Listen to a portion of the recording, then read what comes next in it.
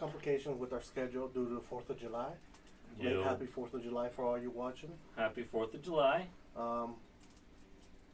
Welcome to another episode of Joker's Wild Side. I am Lobo. I'm Jax. And today we apologize for missing, what was it, Monday? Monday, yeah. Monday. We had a little bit of conflict in our schedule, but today we're doing this and then a review of the new show, Secret Invasion, right? Yes, Marvel's Secret Invasion. Mm-hmm. So you guys will have to either catch the next stream for that. Mm-hmm. We'll also be covering episodes 1 and 2 on the end of this stream. Mm-hmm. And then we're going to be having a dedicated video over on YouTube, and if you're watching here on Twitch, where we will be discussing our thoughts, how we think it's going to move forward, so on and so forth. So if you guys are more interested in that, go check it out. And yeah. And then also a little change in what we're going to be doing, hopefully going forward. It's still Monday, Friday. It's been hard to get our schedule going, but it seems like we've got a good idea of what we're going to do now. Monday, Friday will be our regular live streams, and Wednesday we'll be recording a few videos and a few reviews to post during the other days. A little bit of content to keep you guys going. Yeah. That way, if we count one day, we have a video or two backed up. Oh, yeah. You know? So first of all, we want to start off with saying happy birthday, a little late, to Terry Funk. Happy birthday. Yeah. To the legend Terry Funk, hardcore legend. Happy birthday, 79 years, and let's hope you get another one. Happy birthday, man. I still need to show you who he was. You? He was older, even before my time. But I did research, and great wrestler. Hardcore before hardcore. Oh, yeah. So, he was a great guy. And then moving on for that, just bad news coming here.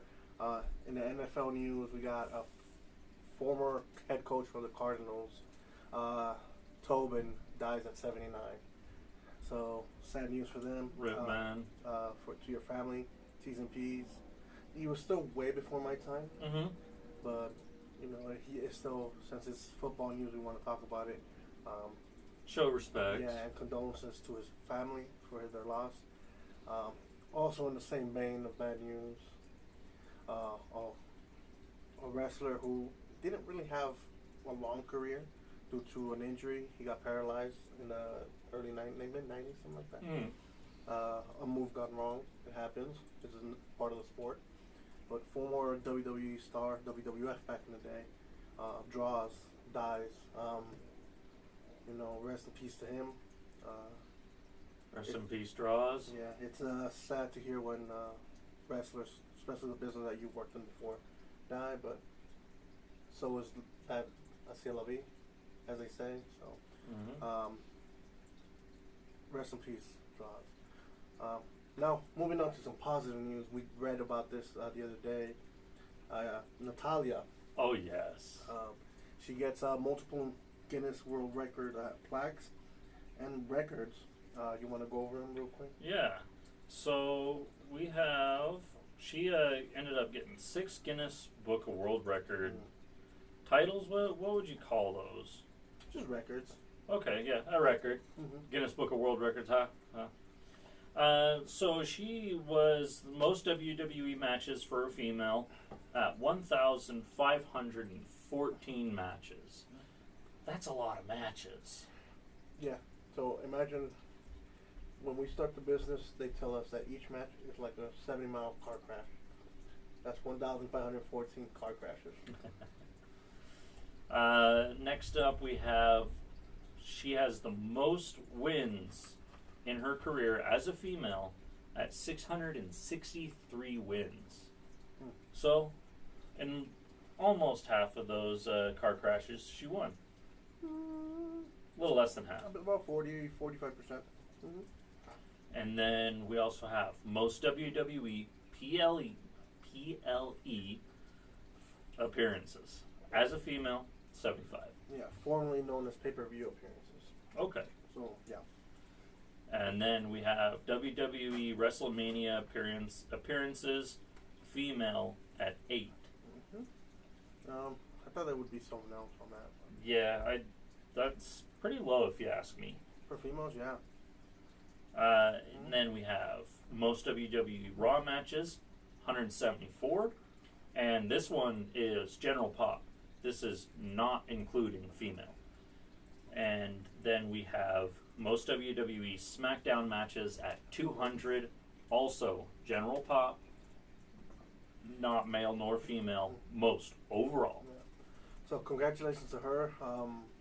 It seems like she could still go, though. She had a match this week. Who did she have it with? I think against Rhea Ripley.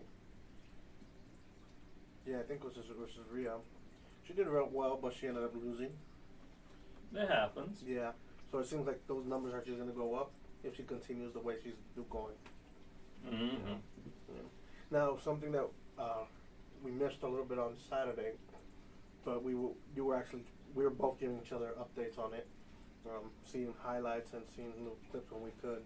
I actually went back and rewatched the whole pay-per-view, the Money in the Bank pay-per-view. And I only watched the highlights of the clip. Mm-hmm. I still need to go back. It looked like it was a really fun night, and I just need to pump it out. And yeah, it was.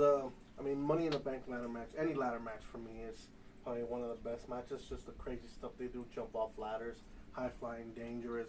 You know it's painful when you hit that. Oh yeah. So to me, those are always some of the highlights of every show, wherever they are on. But the show started with the man's Money in the Bank. Mm-hmm. Damian Priest. Damian Priest ended up winning it, which we did talk about a little bit before. What was your opinion on that? So I was just, like I said, only seeing the highlights, bits and pieces in and out. There were some good hits in from what I was able to see. I'm going to need to go back and watch it all. Damian Priest definitely deserves it. As per the conversation on Friday, I was hoping for Damian Priest to win. I would have liked to saw someone else win, but he also, like I said, deserves it. Yeah, I think after the Puerto Rico match with Bad Bunny, the heads up on in the back kind of saw that. All right, we might have something with him. And the other thing is it put some tension on the Judgment Day. We'll talk a little more ahead. I do want to talk about this one spot where it looked like, was it Ricochet? I don't remember who was attacking, but he landed awkward. It almost looked like he scorpioned himself on the outside. Oh. Yeah, I need to find that clip and show it to you, but he landed awkward for sure. I'm surprised he's not injured.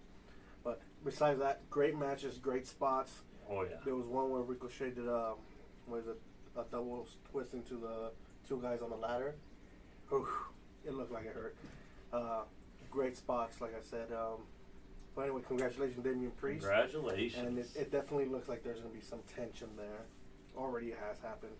The next match was Liv Morgan and Raquel versus Shayna and Ronda. Yeah. For the women's tag match. Title, sorry. And you were telling me, oh man, I'm losing the name. Shauna betrayed Shayna, yes. Shayna. Yeah, so Shayna betrayed Ronda. I don't know. I also haven't been paying attention too much to the storyline for the reason that you've heard it here before. I'm kind of tired of Ronda. Ronda Rousey needs to get it out. Yeah. It's not because I don't like her. It's just her performances have been... She's just too much. Yes. And I'll give her this. We'll talk a little more about it. There's a spot that happened on Raw that I send you the video of that we'll talk about. Mm-hmm. But she did a great job on selling. But that will be later on. But yeah, as Ronda, I don't know if she was going for a pin or to attack Liv Morgan, I think. Shayna comes up from behind and beats Ronda. I popped for it. I enjoyed it. This might make me... I don't know if it's because I want to see Ronda get beat. You just want her out of the spotlight. Yeah. And like I said, good for you, Ronda. Get your money, whatever. But maybe you need to go away for a bit. But yeah, that betrayal I did not see coming. The other one that I wish we would have seen more about, Gunther versus retaining his Intercontinental title. Dude, even in the highlights reel, it was all of about 30 seconds dedicated to Gunther's fight. And it was just in, out, done. I missed it almost. Jeez. Yeah. So I don't know how long the match was. But it looks like they were still building Gunther up with this match. But at the end of the match, Drew McIntyre comes back. Oh, yeah. Yeah. So everybody was speculating that he was done. His contract was out. After this pay-per-view, Hunter, Triple H said that he was nursing some stuff, how to take care of some stuff. So good to see McIntyre back. Definitely. Drew McIntyre is fantastic. Yeah. So hopefully they have another match like they did in England, where it was just physical, like the ones you like. I like the slaps. I like the chops. I like ladders getting thrown against people's foreheads, cutting them open. You like the brutality of the sport. Oh, yeah. Which is what I like, too. I need to probably pop into some AEW. Yes. Yeah, we'll get into that for sure. Then next, Cody beats Dominic in an average match. I'm not going to say it was terrible because it wasn't. No, but Cody Rhodes, I feel, wins any day of the week over Dominic. Me too, unless Dominic cheats. But he did. I think he kind of did, but like I said, to me it didn't matter. I think Cody needed to win. Yeah. Neither here nor there. Yeah. It happened. Yeah. Congratulations, Cody Rhodes. Yeah, and then John Cena comes out for a short little infomercial. Kind of in the ring though. It was weird, but then this new guy from NXT, I can't remember his name for the life of me. He was an Australian fella. Yeah. Very nice dress. I'll give him that. That shirt was nice. But he comes in talking smack, tries to tag Cena, and then Cena just hit him with the AA. Nice little segment. Little bit of info on it if you missed it out.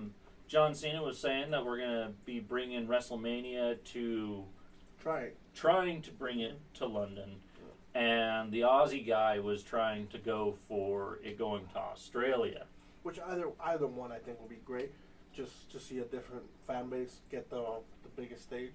Yeah. Not to mention the travel for it would be crazy. Like whenever they do the World Cups, the travel for it's crazy. Send these guys on vacation, man. Make it a whole week, whole month of just out there in that country. But either one would be great in my opinion. Oh yeah, you can tour Australia for months. Yeah, it's big. The next match comes up. It's a women's Money in the Bank ladder match. I saw it. I called it. Yes, you did. Io wins. I like that, especially because Bayley turns on Io early in the match. She pushes her off the ladder, and then she still ends up winning, which is it's like, oh, you betrayed me, fine, slap you. I liked them running around with the handcuffs on, man. You saw the ending; they were both handcuffed. Yeah, I saw more highlights of this match than the men's match, so I need to go back and watch. Was probably the longest segment of the highlights. Yeah, so I probably need to go back and watch both of them. There was a nice spot from Selena Vega going over the top of the ladders and slamming. I can't remember who she slammed, but onto another ladder. It looked painful. Great. I've seen this spot before, but it looked very, very painful. It was in the highlight reel. After that, I think it was Seth Rollins versus Finn Balor.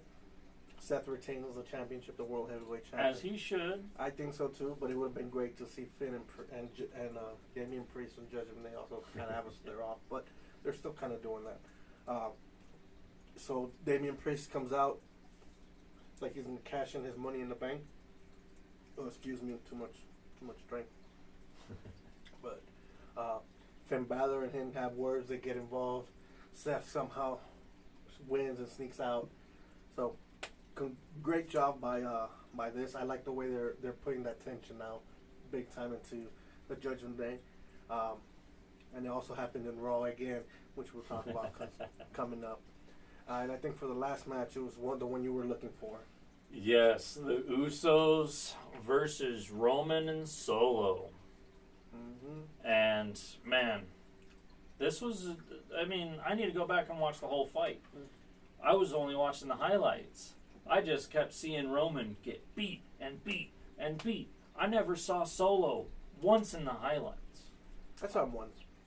And but like you said, yeah, it was mostly so short and just Roman just getting his butt whooped, man. Yeah. But as you said it, Roman was taking the beating, and then at the end of it, Jay pins Roman the first time in what is it, 1,000 something on days. Yeah, that he had not been pinned almost more than 3 years. So I'd say like 1,100.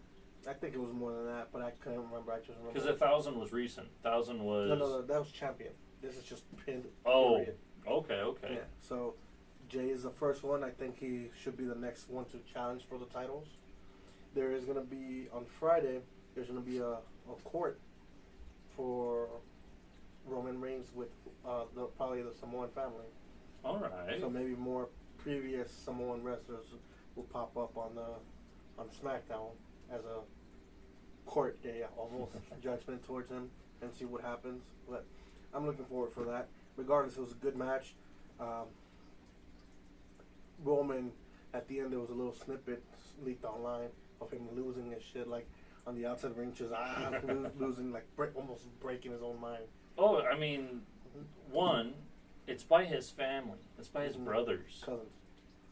I mean, he views them as brothers, but he also is a little bit of a egotistical.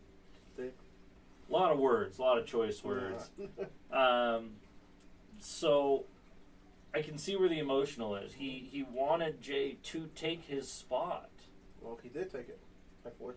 He did take it, but he wanted to pass it down. Yeah, that's because he didn't want to give it up just yet. No, he wanted to keep going until that man had nothing left to give. Yeah. Either way, I think this pay-per-view was 1 thumbs up. What you saw in the highlights, what you think? I'd agree with you. 1 thumbs up. 1 thumbs up. All right. I'll do it on the left hand instead. Okay, I do right. But regardless, I think I need to go watch it again to get a proper feel for it. Mm-hmm.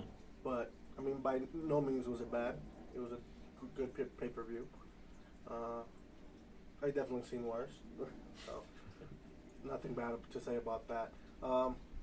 Then we go into Raw the next 2 days after, and the show opens up with Rollins in the ring, and Cody. He's just talking his mouth. Yeah. He's going on droning. And Cody comes out, and immediately when Cody is going to start talking, Brock Lesnar comes out. Cody loses his shit, goes after him. Oh, he dives right out of the ring, right out of the ropes. Yeah. He just sprints. Yeah. It was great to see Brock Lesnar back up after Cody gives him a Cody cutter. It was a great way to start Raw, I think. Oh, yeah, nice and invigorating. Yeah, exactly. Then after that happens, I think Rollins keeps talking and Damien comes and they get a matchup for the main event of Raw. Nothing too big, but... then later on in the day, in the show, we talked about this Shayna. Yes. Shayna comes out when Ronda's in the ring, says the reason she does is because she wants to shut her up, which got a big pop out of me. Loved it. There was no many other words exchanged, but then they start tussling, fighting. Shayna ends up hitting Ronda with the knee, the video I showed you. Yeah. Ronda did a great job of selling it. She looked like she was out, like a boxer getting knocked out. It looked like a very hard hit. Yeah. For all the stuff I give Ronda shit for, this was a great sell. I don't know. Maybe it's just me, but it was a good sell from Ronda. So good job on that one. And then the main event. Rollins and Dominic for the World Heavyweight Championship. Here's, a typical Judgment Day match. People getting involved, momming, trying to distract the ref. But then Damien was out there, and he gets a point where he's going to cash in because they already Dominic got disqualified. Mm-hmm. So he's trying to cash in, but they're doing a little more beat down on Rollins just to get him nice and soft for the cash in. Yeah. And guess who comes in? Finn freaking Balor. He's wanting blood. Yes, he's still pissed at the loss. He comes, attacks Rollins, and then him and Damian Priest have words while they're having one. Rollins bucks in and gets the hell out of Dodge. So Rollins survives. Before he leaves, Rollins gives Dominic a pedigree on the outside. Leaves him laid out. great stuff. But the show goes on off with Finn Balor and Priest arguing. That tension is brewing, bro. I'm ready to see it develop even more, man. Yeah. I agree. I just would have loved to see Finn win it and Priest cash it on him. Yeah, it would have been good. I'd like to see Finn overcome and overtake. Mm-hmm. I could see it taking 3 weeks, 2 weeks, to get to where the tables turn. Okay, all right. One thing that I did not mention for you, they might be building up to SummerSlam's in like 5 weeks. Okay. I don't know if you would want to do a live stream for that one. All right. It should be, I don't even know where it's at. But we'll look into the dates. Yeah. We'll get back to you. Mm-hmm. Check out our Twitter, check out our Facebook, and we'll have an answer for you right there. But definitely that'll be one that we want to live stream. That'll be great. Oh, yeah. We haven't done it since WrestleMania. So that'll be good. Moving on from that, did you finish Daredevil Season 1? I finished Daredevil Season 1. I am halfway through Daredevil Season 2. All right, I need to catch up. All day Monday. That's mostly what I was doing while I was doing other busy stuff. Gotcha. What was your overall opinion of the show, starting off, and then how it ended? The first season, anyway. This is a indirect approach to what I have been watching from Marvel recently. Most of the Marvel stuff I started watching was, in terms of TV show, the Winter Soldier, the Falcon and the Winter Soldier. Mm-hmm. They're newer TV shows starting about 2019 up. And I haven't watched any of the previous shows, really. Gotcha. So, getting into it, the only thing that I really knew about Daredevil is he appeared in Tom Holland's Spider-Man, and a brick came flying through the window, and he caught it. Spider-Man said, Peter Parker said, "How'd you catch that? You're blind." No response. And handed him his card and walked away. That is the only thing that I knew about Daredevil before this. I have an old movie of a Daredevil. With Ben Affleck? Yeah, maybe. I haven't ever watched it. Dad said I wasn't allowed to watch that kind of show just yet. All right. So, and that, I mean, it came out in what, 2001, 2004? One of the two? Somewhere there. It's yeah. I'm giving a broad range. But, you know, I was a little young in there. I was 6 years old or something around that time. Yeah. When I found the movie and I was like, I want to watch this. No, you can't. But into the TV show, I went into it almost blind. Which just might be the better. I got you. Nice blind ahead. It was interesting to see the origin story of how he came to be. Always been a heroic person, Matt Murdock, and his dad battling Jack. The boxer. Oh, yeah. It was very nice seeing the conviction. I like the pull into the Catholic to defend not wanting to kill people. He's doing it for a religious reason. More of a way to convince himself that he's not that bad. Yeah, and I agree with you on that part for sure. Trying to keep this light in his heart, as one of the characters say later on in season 2. And I think it's a very good contrast with him letting out the devil, with him going out over his whole spiel about everything that's anything. The fights are nice. I enjoy seeing a superhero or vigilante in this case who is able to get beat. You know, you go in, you watch Iron Man, and by the end of the movie, you know he's going to win. Like he's human in this. Yeah. Show. He might get beaten down to his lowest of lows, but then he comes up. Yeah. In this one, you see him get beat down, come back up, get beat back down again, and then back up, and you see it building on him. You see it taxing on his person. It's not just something cut and dry. Agreed. Yeah, it was. I agree with you. For the most part, they try to hit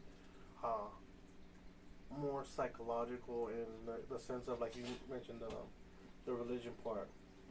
That's the reason he does certain things. Him figuring out that Fisk Kingpin is the one that killed his father, and this is no. Oh no! It's not. Fisk doesn't kill his father. It's another guy. It comes out that it's Fisk. He ordered it. No. You're. Trust me.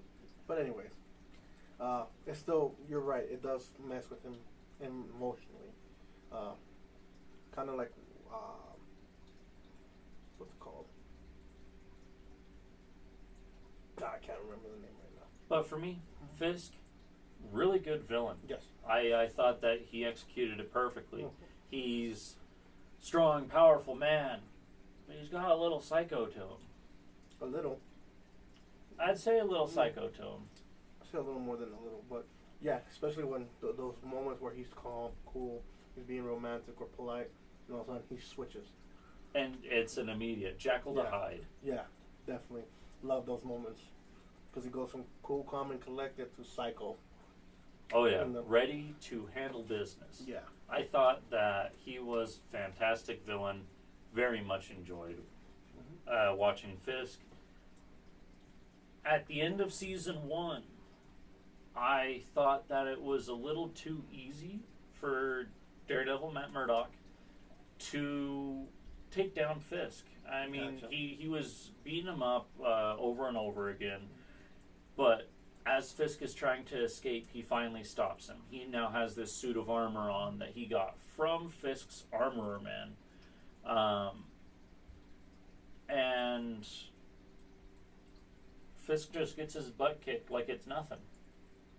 He went down too fast, if you ask me. Yeah. I was kind of expecting at least a 30-minute fight. From 1 hour episodes, I was expecting a 30-minute fight, and this fight lasted... Like 3 minutes, I think? 3 to 5? I would say 5 to 8 minutes is how long the fight lasted. Yeah, it wasn't long And at all. majority of that was dialogue. Yeah. So, for me who's watching One Piece, where I'm getting 10 episodes of one fight, where I'm going to be watching 50 episodes of one fight. And soon, very soon. So I've been told it's very soon. I just thought he went down really quickly. But now into season 2, I'm happy to see Fisk building himself back up from where I'm at. Yeah. I did see part of season 2 before, so I need to go back over and review it, but... So far it's pretty good, and then I think there's a season 3 as well. Yeah. So we'll be doing that as soon as we catch up to season 2. We finish that. We'll be doing another review here maybe on a Wednesday instead of at the end. But yeah, overall I think season 1 was a decent season. I agree with you that last fight should have been longer. And it definitely felt a lot longer than 15 episodes at an hour apiece. I mean, I watched this show for 2 weeks straight almost. And just on, off. Gotcha. It really did drag. It was exciting. There was combat, there was blood, there was fights, but a lot of it just seemed, he was just fighting punks. He was just fighting little Russian mobsters. Yeah. And to be honest, he doesn't really have superpowers. Yes, he could kind of see even though he's blind with the a sonar thing that he does or has. But at the end of the day, he's just a human. It's not like he has super strength or extremely strong. No, he's just a good fighter and a human. So they couldn't put him against some superheroes that have deadly ass powers. We can't do that. So yeah, but I mean, essentially, he's been given. I don't know how far you're in season 2, so I'm not going to actually get into it for now. So, yeah, I enjoyed it. It was pretty good. Moving on now to the new series that just came out. What was it, this weekend? Was June 25th was the release date, or June 27th of Marvel's Secret Invasions. Yes. So we actually saw all 3 episodes, but we're going to go over 1 and 2 right now. First of all, what is your thoughts? And then I'll piggyback. My initial thoughts going into this is it's definitely keeping cadence with how Marvel has been producing their TV shows lately. They have just... They slow build it up. Mm-hmm. And I see they're trying to make a quality series that's going to run for 3-4 seasons. But the initial first season, so far, it hasn't been hitting me even with most Marvel shows. Oh, geez, I just threw up in my mouth a little bit. That's how bad it was. Jeez. All right. No. I didn't feel that way, by the way. Not that bad, but... No. It's not that bad to the point of excrement. It is just... It's weird because it drops you in. Mm-hmm. And unless you've watched all the other previous shows and you know what's going on, there was some information dropped that I'm pretty sure is leading into some of the other shows. And I believe there was a movie trailer with a new character that's able to teleport people around, and it shows Nick Fury up in the saber. Mm-hmm. So I'm guessing that movie's going to be based before the Secret Invasions. Mm. In the timeline. Maybe. I just have a feeling that's after. See, I have my opinion is that's at the end of Secret Invasions. Okay, I can see that. Mm-hmm. But again, like I agree with you that I think it's slow paced for the reason that you said they're trying to make it long. It also is a lot of info dump. Oh yeah, I mean, we're getting so much information about, I can't even remember the name of the lizard people, amphibian. Hold on, squirrel. The squirrel. Yeah. Yeah, but I mean, I think that's why it's slow played. There was a few action scenes. We're not gonna spoil it. Something happens. Kind of sad. They do a little bit of flashbacking in there. It's like you said, the action is not so constant right now. They're just still building. Yeah, it's just story building. Mm-hmm. And one thing I will say is I watched all Falcon and Winter Soldier, and it wasn't until the last episode that I enjoyed the rest of the season. The entire build up to it, I was just like, here's another episode, and I think I even skipped a release week because I was just like, I don't care to watch it. Now, I'm not going to be doing that with Secret Invasions, and I'm going to try and keep an open mind. I'm going to try and expand farther in what could happen in the series. Okay. I do think it is. This is like most of the other ones. It's very slow burn, like as you mentioned. I just hope they pick it up real soon because it is getting almost stagnant. Not really, especially which we'll talk about in the next episode. Episode 3. Some stuff happens, so it's interesting, but still, it's getting very. It has a slow pace, for sure. But we'll keep watching. We'll keep doing these reviews. The coming one is episode 3, which we're gonna do right after this one, and then episode 4 will be dropped next Wednesday. And the review will be right after that same day. You can catch us live. It'll only be a 15 or so minute episode. Mm-hmm. And if you would like, you can watch the next episode over on YouTube. We'll be posting it over there. And I think for this run, this is all that I have. Yeah, me too. Remember, guys, there's all our opinions. Take it with a grain of salt. We're just two doofuses who like talking about sports, wrestling, and some nerdy stuff. If you couldn't tell by all this. Also remember to be grateful for what you have and the stuff that you're suffering you don't have. But other than that, have a good one, guys. We'll see you here in a few minutes with the review of episode 3 of Secret Invasions. We've been Joker's Wild Side.